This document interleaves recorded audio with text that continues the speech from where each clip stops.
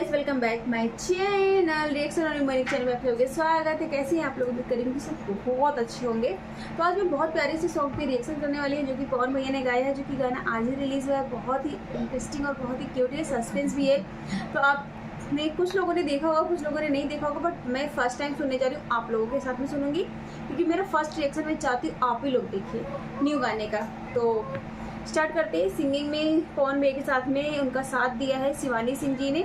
तो देखते हैं दोनों का कैसा क्या कॉम्बिनेशन हुआ है। तो स्टार्ट करते हैं आज का ये प्यारा सा रिएक्शन वीडियो।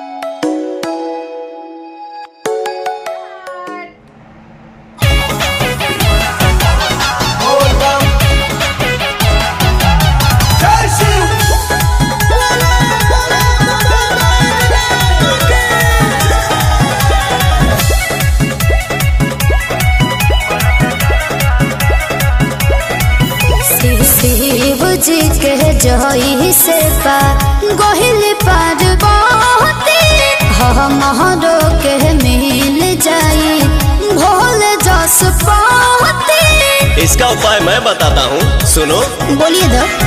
शिव जस खाए वाला भांग सुरती जरदा मिले तो जवन लड़की भूखे ले कुंवारी में सोमारी मरदा करदा मिले तो जाई के शिवाला बाप करे जल ढारी मरदा करदा मिले।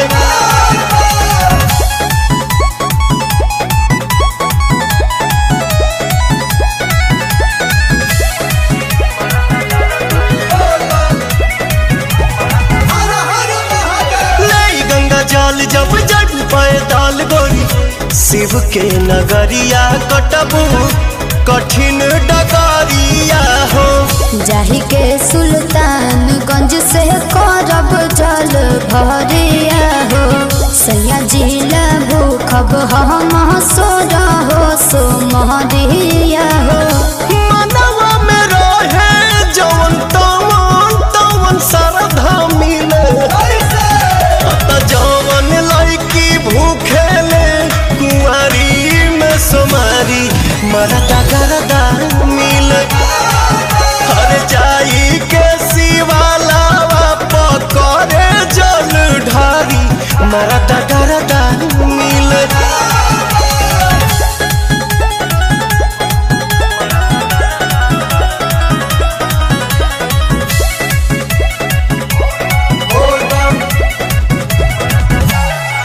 चलो जोड़ा दोनों हाथ खुश हुई है भोलेनाथ गोरी दुनिया ऊपर दी है बिकिले खबर दी है।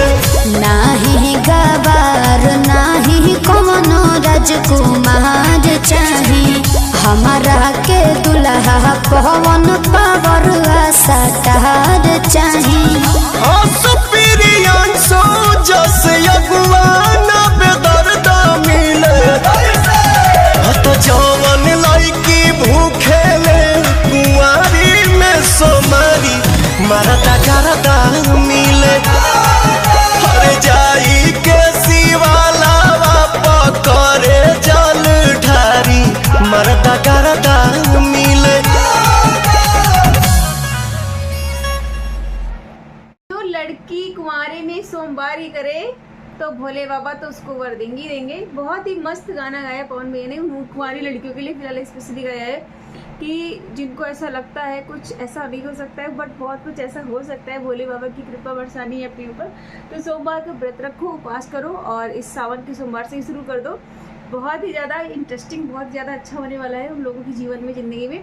तो भोले बाबा तो ऐसे ही जो मांगो वो मिल जाता है। तो पवन भैया थैंक यू सो मच इतना प्यारा गाना बनाने के लिए और इतना अच्छा मस्त आपने किया है। और मुझे तो बहुत ही ज़्यादा अच्छा लगा। आप लोगों को कैसा लगा तो प्लीज़ आप लोगों के कमेंट का इंतज़ार रहता है, हमेशा रहता है। आप लोग करते नहीं हो। और ये चैनल का नाम है MMB रिकॉर्ड्स। इन्होंने मतलब पवन से इन्होंने सिंगिंग कराई है, बहुत ज़्यादा अच्छा है। और ये शायद अभी नया है चैनल इनका MMB रिकॉर्ड्स।